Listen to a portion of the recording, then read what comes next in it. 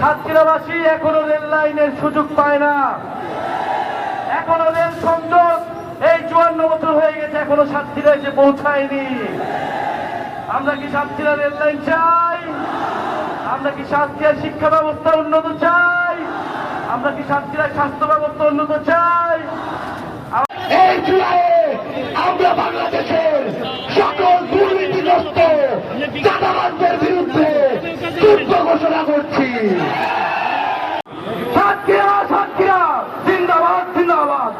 নেতৃবৃন্দ এবং জাতীয় নাগরিক পার্টির উদ্যোগে আমরা দেশের সংস্কার চেয়েছি, বিচার চেয়েছি এবং নতুন সংবিধান চেয়েছি, কিন্তু এই সকল জনগণের বিরুদ্ধে দাঁড়িয়ে যাচ্ছে একটি পক্ষ,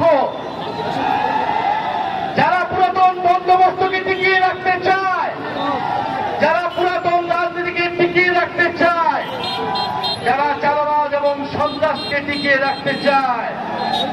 কিন্তু আমরা বলেছি, গণ অভ্যুত্থানের পরে এত মানুষের জীবন দানের পরে তারা যদি মনে করে তারা আগের পুরাতন রাজনীতি করবে, তাহলে এটা এত সহজ হবে না। স্থানীয় সকলকে আপনারা সবাই এলাকায় চাঁদাবাজ নির্মূল কমিটি গড়ে তুলুন।